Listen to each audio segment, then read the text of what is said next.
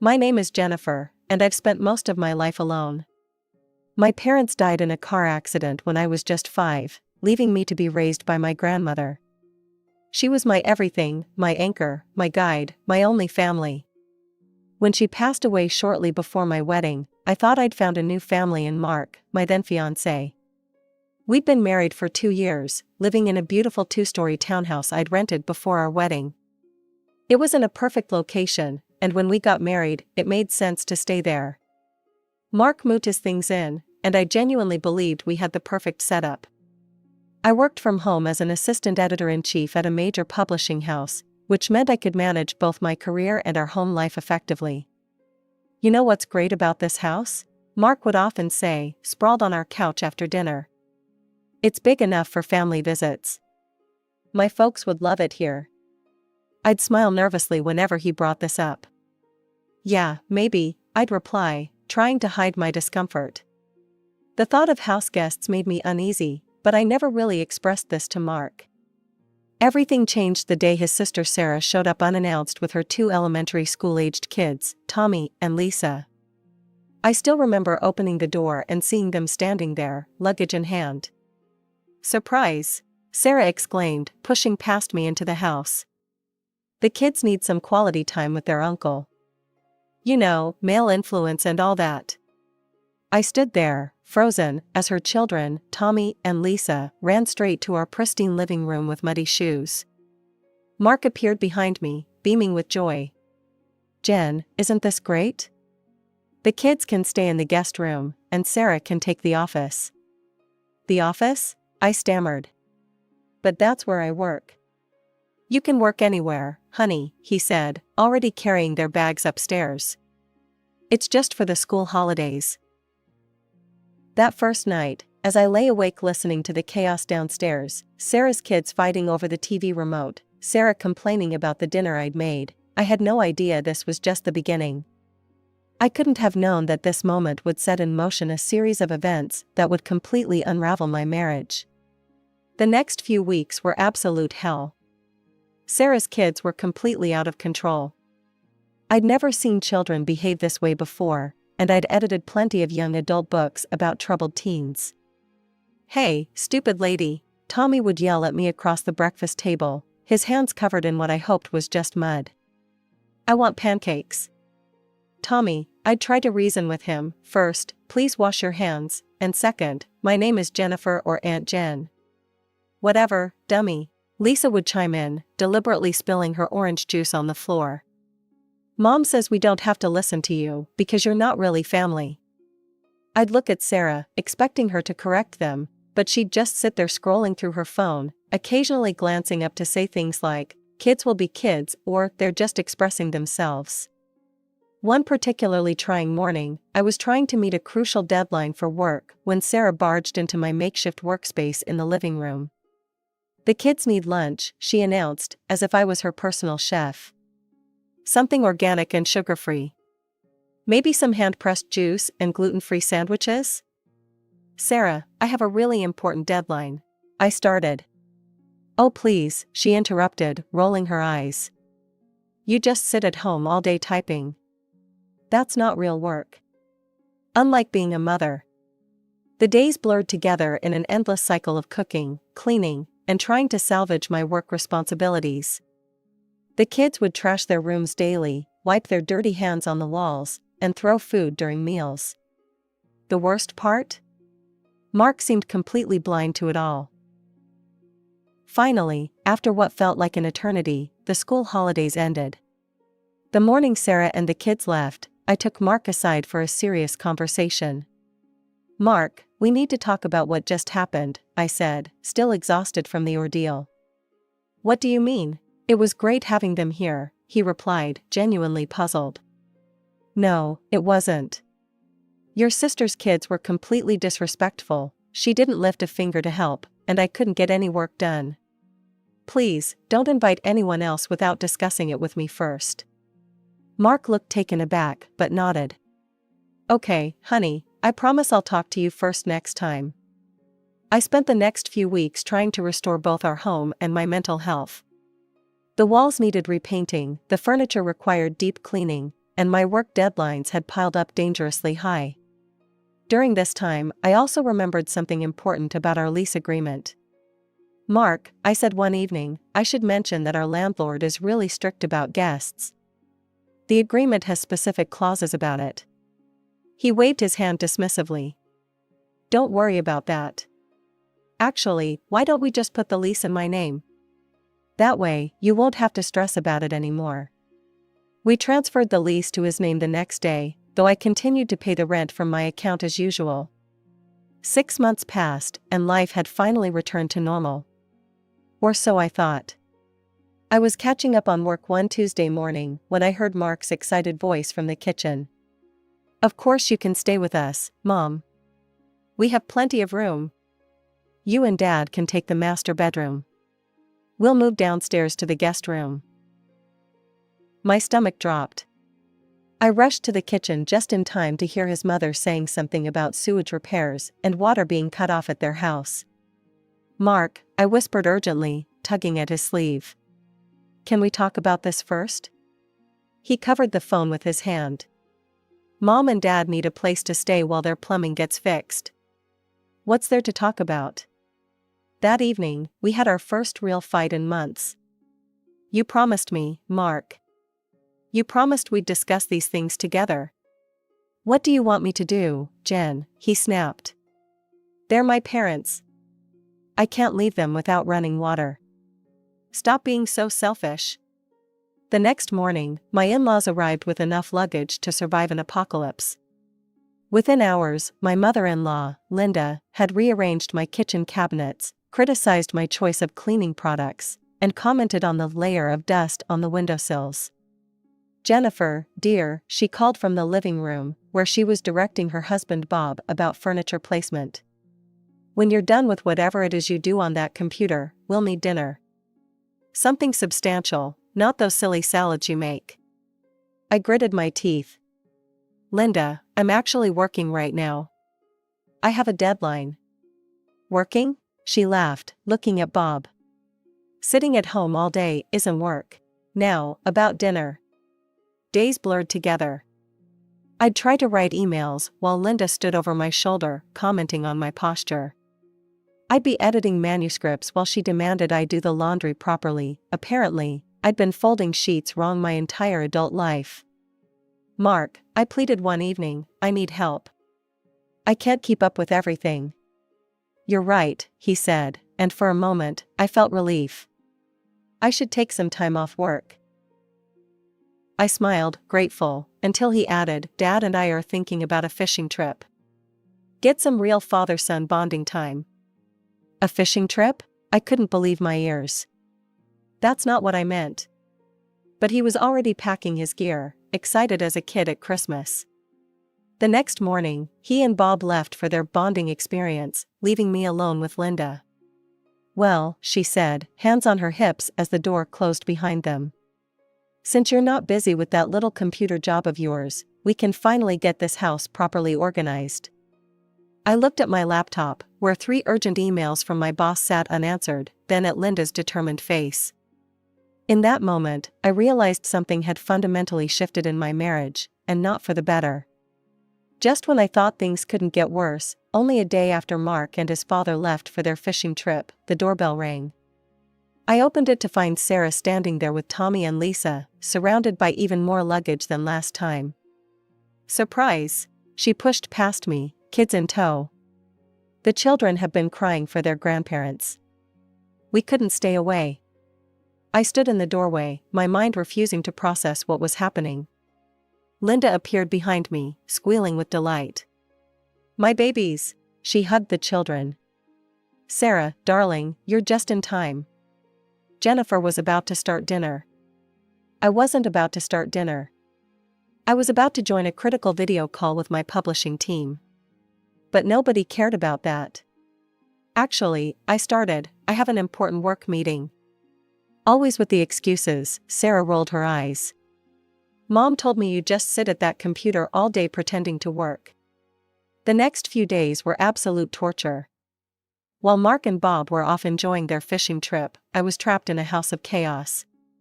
The kids ran wild through every room, leaving destruction in their wake. Sarah spent her days video calling friends, complaining about my cooking. Linda criticized everything I did. Nobody lifted a finger to help, but they all had opinions about how I wasn't doing enough. When Mark and his father finally returned from their fishing trip 5 days later, I was ready for a serious conversation. I'd rehearsed it in my head, firm but fair, explaining how impossible the situation had become. But before I could get a word in, Mark burst through the door, beaming with joy. "Isn't this amazing?" He spread his arms wide, taking in the chaos of our once peaceful home. "The whole family together. We should do this more often." I felt the room spin. "More often?" "Yeah. Dad and I were talking while fishing, and you know what would be great?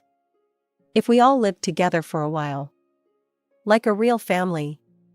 The children ran past us, tracking mud across the floor I'd just cleaned.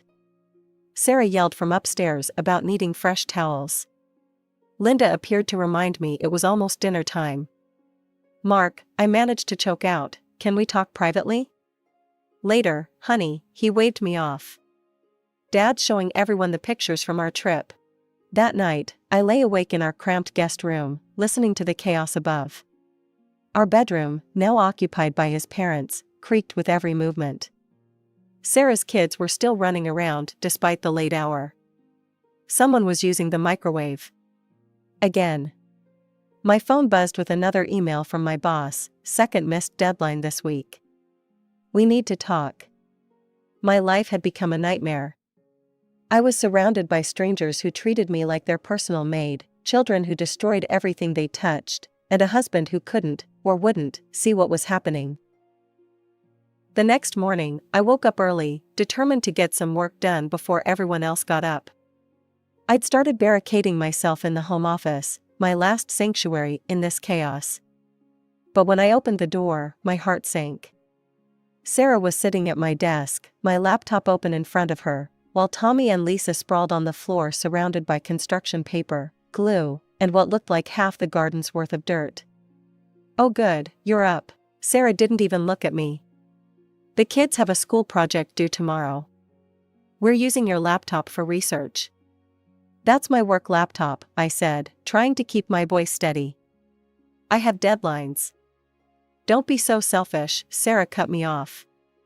"This is for their education. You can do your little typing job later." I found Mark in the kitchen, grabbing his briefcase for work. "Mark, they've taken over my office. They're using my laptop. I can't work."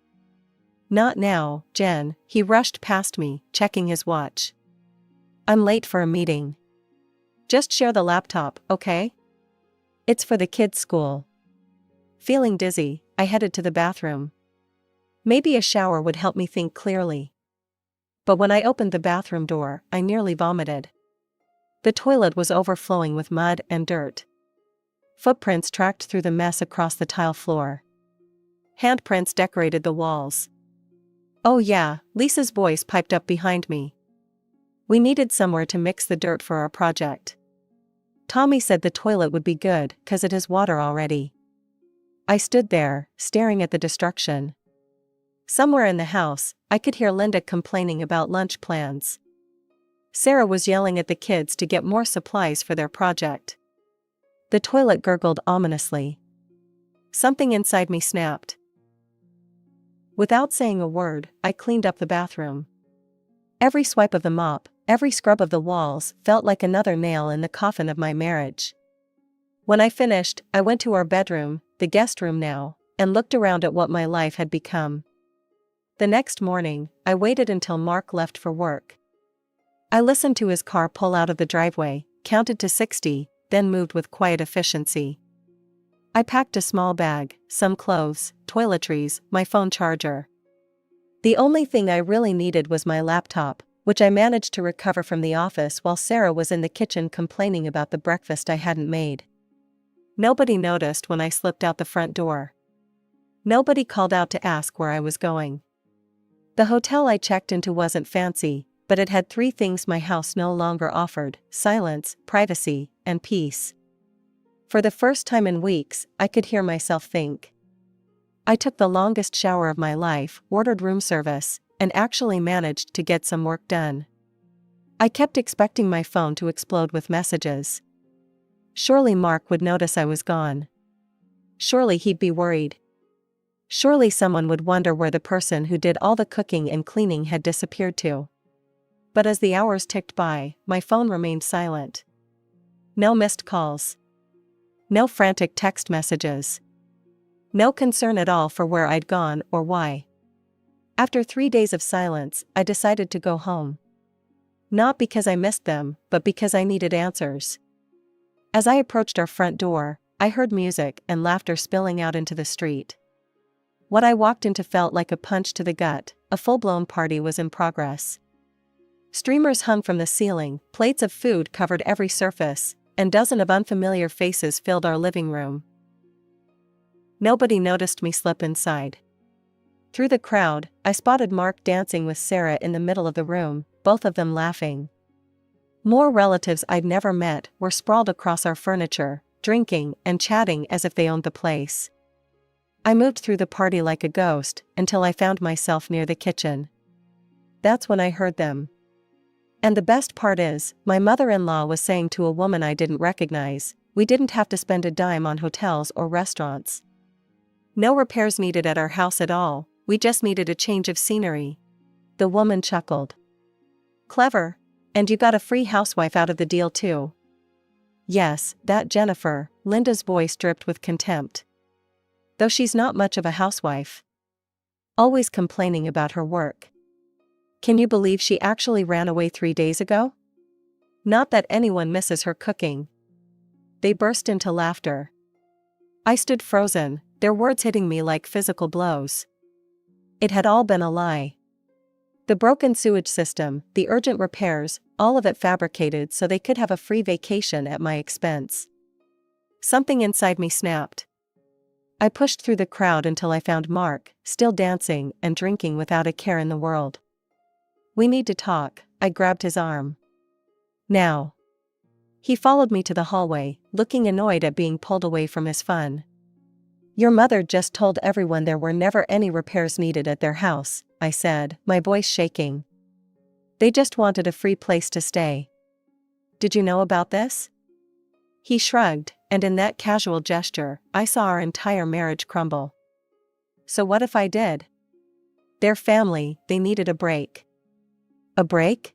I'm the one who cooked for them, cleaned for them, while they insulted me and took over my home. And you knew it was all a lie? Oh, stop being so dramatic, he sneered. You don't understand because you're an orphan. The word orphan hit me like a slap. Images flashed through my mind, the car accident that took my parents when I was 5, my grandmother raising me alone, her empty seat at our wedding.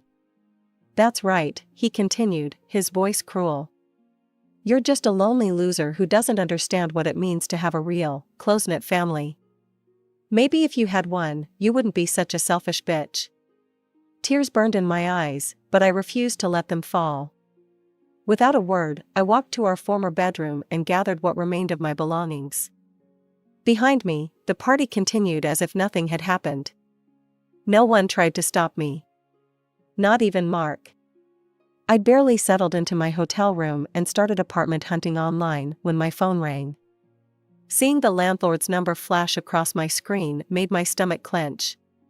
Jennifer, Mr. Peterson's voice was tight with tension. I've been receiving numerous complaints from the neighbors about your property. My former property, I corrected him. I don't live there anymore. The lease was transferred to Mark Thompson, my husband, remember? There was a heavy pause on the line. Yes, well. The neighbors are reporting loud parties, excessive noise at all hours, children running wild in the common areas, and multiple unauthorized residents.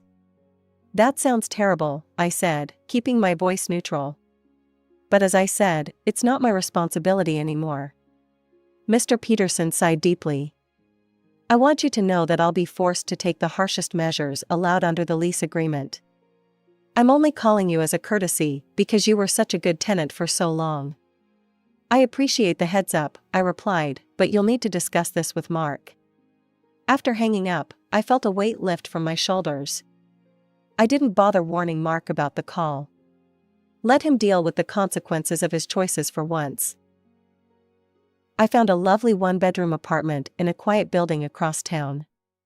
The landlady was a retired teacher who lived downstairs and appreciated that I worked from home. "It's good to have someone around during the day," she said. For the first time in weeks, I slept through the night without being awakened by midnight snacks or early morning chaos. Then, 2 weeks into my peaceful new life, Mark called. "Jen, we're in serious trouble," he blurted before I could speak. "Peterson showed up today with a stack of papers. He's demanding double rent for the month plus some ridiculous fine." I continued typing my email, letting him ramble. "Did you know it was against the lease to have overnight guests? Or parties? Why didn't you tell me?" "I did tell you," I replied calmly. "Multiple times. You didn't want to listen." "Well, I didn't read the whole thing when we transferred it," he admitted. "Look, can you talk to Peterson? He liked you. Maybe you can explain." "Explain what?" I cut him off. "That you moved your entire extended family into a rental property without permission? That you've been hosting parties and disturbing the neighbors? That you ignored every warning I gave you about the lease agreement? The neighbors called the police last night," he continued desperately. "Mom and Dad got fined for noise violations. Sarah's kids were running through the building at midnight and someone complained. We need your help, Jen. You know how to handle these things." I thought about all the times I'd handled things for them. All the times I'd cleaned up their messes, literal and figurative. "No," I said simply. "No? What do you mean, no?" "I mean no. You have a whole big, close-knit family there to help you. Remember? The real family you said I wouldn't understand because I'm just a lonely orphan? Goodbye, Mark." I hung up mid-plea, turned my phone off, and went back to work. For the first time in months, I smiled. Sometimes karma doesn't need any help at all. The day after Mark's desperate call about the fines, my phone rang again. His name flashed on the screen, and I almost didn't answer. But something told me I should hear whatever he had to say. "They're gone," he said without preamble. "Mom, Dad, Sarah, the kids, they all left. Come home, Jen. We can go back to how things were." I almost laughed at the suggestion. Go back? As if the past months could be erased like crayon marks from a wall. "There's no going back, Mark. Please," his voice cracked. "Peterson's asking for so much money. Maybe we could split the costs? Half the fine and the double rent? I can't afford it on my own." This time I did laugh, a sharp, bitter sound that surprised even me. "Oh, now you want to split things fairly? Where was this concern for fairness when I was cooking and cleaning for your entire family? When they took over my office, my home, my life? But what about your real, close-knit family?" I interrupted. "Surely they'll help you pay. After all, I'm just a lonely orphan who doesn't understand family values, remember?" A week later, I heard through our mutual friend Amy that Peterson had evicted Mark. She told me he'd shown up at his parents' doorstep with his bags, only to be turned away. The irony was almost poetic. Mark's final call came as I was finishing dinner in my peaceful new apartment. My divorce papers lay on the coffee table, filed that morning. "Please, Jen," he begged. "I've lost everything, the house, my family. I made a mistake. We could start over. I've learned my lesson." I looked around my small but tranquil apartment. My laptop sat on my desk where I'd left it. My coffee mug was exactly where I'd placed it. No crayon on the walls, no mud on the floors, no chaos in the kitchen. "You're right about one thing, Mark," I said quietly. "You did lose everything. But you lost it yourself, one choice at a time. Every time you chose your family over our marriage. Every time you dismissed my feelings. Every time you watched them disrespect me and said nothing. I can change. I've already filed for divorce, I cut him off. And no, this isn't up for discussion. You showed me exactly who you are and what I mean to you. Consider it a gift, now I'll never waste another moment wondering. I hung up and blocked his number. Outside my window, the sun was setting, painting the sky in brilliant oranges and pinks. On my desk, a fresh manuscript waited for my attention. My phone remained blessedly silent. Sometimes, I think about what my grandmother would say if she could see me now. She always told me that family isn't about blood, it's about love, respect, and loyalty. She was right, of course. She usually was. I might be an orphan, as Mark so cruelly pointed out, but I finally understood something important: being alone isn't the same as being lonely. And sometimes, the family you're born with or marry into isn't the family you deserve. Sometimes, you have to save yourself. And that's exactly what I did.